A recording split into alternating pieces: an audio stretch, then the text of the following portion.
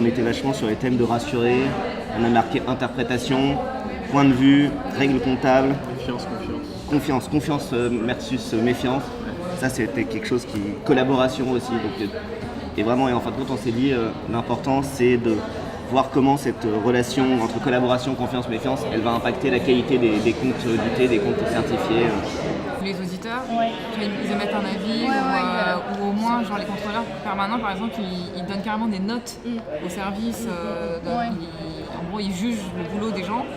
Ils collaborent pas parce qu'ils doivent être objectifs. Mais ils doivent être vus en tant que plus collaborateurs que contrôleurs parce que du coup sinon le climat c'est un climat tendu. Ça peut peut-être être sur la question de l'identité, du contrôle interne, et sur le fait que finalement il est toujours transverse parce que finalement il est jamais vraiment nulle part. L'auditeur, il est très mal vu, il est un contrôleur. C'est ça, il arrive toujours un peu comme un renard dans le poulailler. Quoi. Personne ne sait très bien comment ça va finir. Et la plupart des gens n'aiment pas les auditeurs et quand oui, en plus souvent il est extérieur. L'idée c'est de les aider à mieux travailler. Ils sont censés en tirer quelque chose de positif pour leur propre travail. Est-ce que vous allez vous centrer sur la personne qui subit le contrôle, l'audité, le contrôler, ou est-ce que vous allez vous centrer sur le contrôleur dans cette problématique d'incompréhension? D'accord. Le concept, c'est comment l'auditeur ou le contrôleur utilise ces outils pour créer une relation participative avec le contrôlé et l'audité. Le constat, c'est qu'il y a beaucoup de méfiance vis-à-vis des auditeurs, vis-à-vis des contrôleurs. Ça paraît opaque parce qu'on ne sait pas ce que cache la grille Excel, on ne sait pas ce que cachent les formules. Quand on est en finance, généralement, on ouvre Excel en arrivant et on le quitte en repartant le soir. Donc faut aimer Excel et bizarrement moi j'aime bien, ça me dérange pas trop, j'aime bien comment ça fonctionne. L'année dernière on avait un cours d'Excel notamment, donc on devait apprendre à faire des super formules. Là c'est un auditeur et un audité, les deux regardent dans le miroir et ils voient pas la même chose que l'autre en fait. Tu dois mettre des petites cornes de diable sur l'auditeur pour qu'on le différencie de l'autre. On a choisi l'idée du caméléon parce que le contrôleur il est un peu partout et nulle part à la fois comme on l'avait dit et puis il s'adapte à chacun des services, donc du coup il a cette capacité de s'adapter à son interlocuteur et puis on peut complexifier, pour l'instant c'est qu'un début, après on peut rajouter d'autres informations.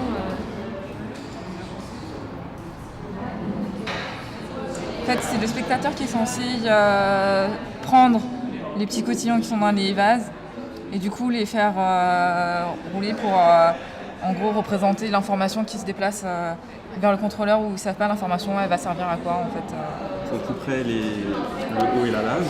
Ouais. Là on aurait les racines qui tomberaient comme ça et au-dessus tous les fils d'ampoule, etc. Enfin les sortes de guirlandes. Il faudrait un très gros cylindre. Les modes de financement seraient représentés par des racines qui correspondraient à des fils qui remonteraient jusqu'en haut. Donc en fait on pensait faire 3 éléments pour représenter trois modes de financement, donc un avec de l'eau, un avec du vent et un avec de l'électricité.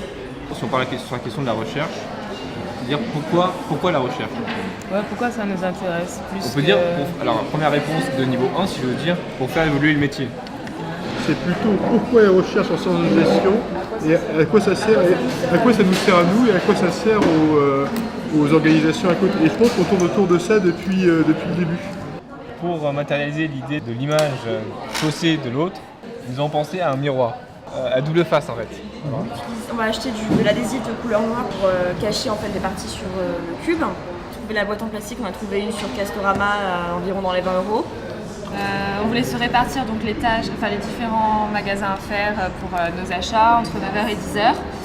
Partir de 10h jusqu'à 13h pour acheter les matériaux. Une pochette avec 150 €, vous engagez à me restituer toutes les factures, tickets de caisse qui vont correspondre à vos achats. Ouais, je peux découper. On a mis 6 €. 6 €. Vous voir une théière? À Casto. La machine à café c'était à 10. Vase x6, ficelle, colle tout matériau, pâte à fixe, peinture bombe, tissu noir, contenant transparent, corbeille à papier, tuyau, billes ou cotillon, mousse, carton. Hop, et après, si vous en avez besoin de plus, vous rajoutez une... Il y en a qui sont clignotantes, il y en a qui sont RVB, donc qu'on peut faire changer de couleur.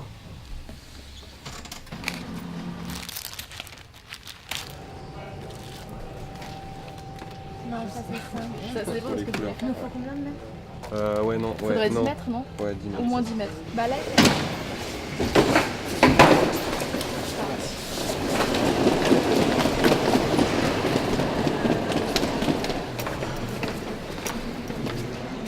Comme ça. J'essaie de voir comment on peut voir la machine. Déjà, il faut la... Oh, dis donc, là, déjà, tu nous fais un jeu, c'est topissime. Grave, attends, regarde, Parce là, que je rien vois que ça, là, je vois la machine. Attends, je fais une photo pour te montrer. Excellent. Non mais y'a rien là, elle s'excite mais... Non, mais attends, Ah non, c'est t'as pas vu, excellent. Tu te rends pas compte. Attends, je fais juste une photo pour que tu vois. Ouais, c'est excellent. Bah enlève-le pour voir, juste comme ça. Vas-y. Bah moi je trouve que ça apporte de la profondeur. Franchement, c'est ça qui est intéressant.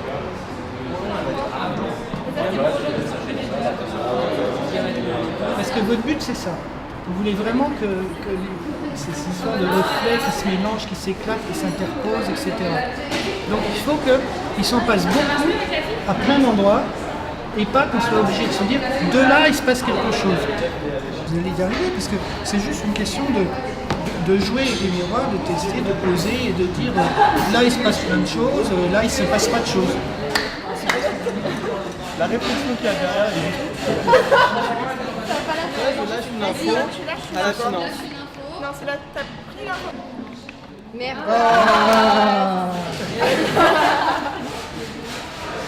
Mais en fait, par le fait que vous suggérez qu'il faut regarder dans la boîte, vous parlez déjà du fait, et qu'il y a un autre regard, puisqu'il y a deux regards dans la boîte, vous parlez déjà du fait que tout ça est une question d'avoir un certain regard, un autre regard, que tout le monde n'a pas le même regard sur les choses, etc.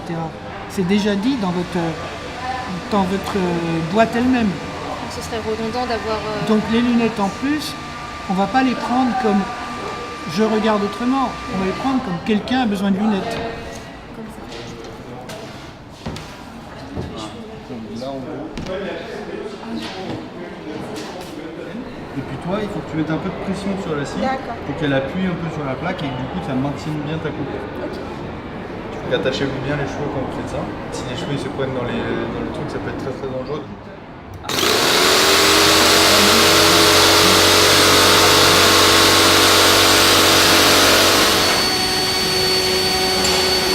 Là c'est bon, vous avez tout droit.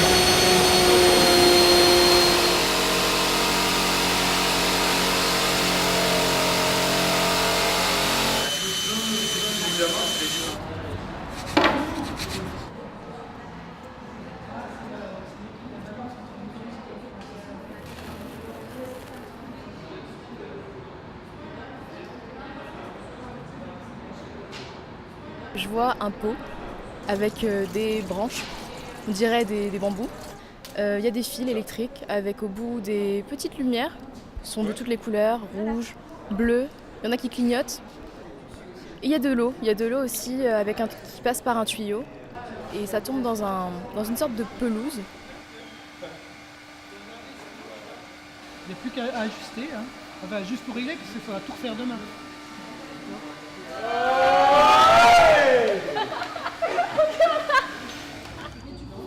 Je vois une table grise en bois avec des promontoires en bois aussi sur lesquels sont posés des vases et des bocaux en verre avec des boules de couleur à l'intérieur. De chaque vase partent des petites rigoles noires qui arrivent toutes dans un même trou qui est placé sur le côté de la table qui n'est pas vraiment centré.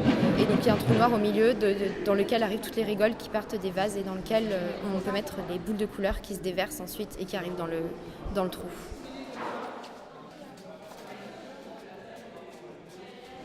Donc c'est une caisse en bois. Donc on a assemblé nous-mêmes, donc on a précoupé les planches en bois, on les a peintes en noir.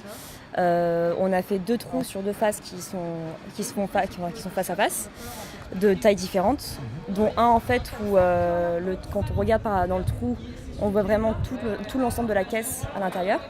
Et l'autre trou, en fait, on a créé un angle mort en fait dans la caisse. Et en fait, on voit qu'une seule partie de l'intérieur de la caisse. Et de là, on a suspendu des objets qu'on a peints de couleur blanche pour faire vraiment contraste noir et blanc. Des objets qui représentent certains sens.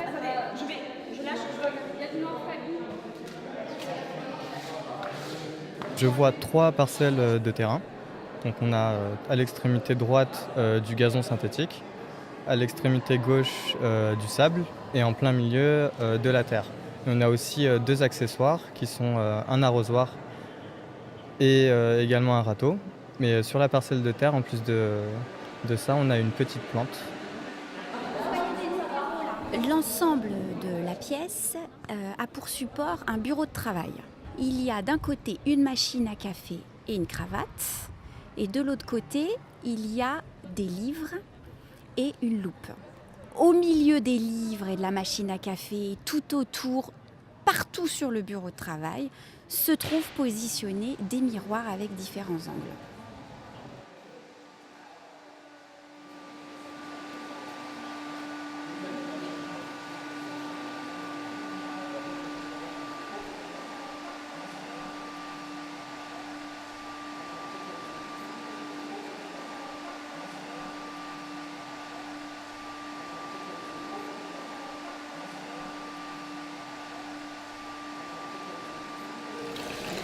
Alors je vois que cette année encore vous êtes surpassés, que vous nous proposez des créations pleines de sens. Lorsqu'on parle art et comptabilité, on a d'abord de l'étonnement, teinté d'un peu de scepticisme, et puis un intérêt, et puis, si j'arrive bien à vendre le projet, un vrai engouement.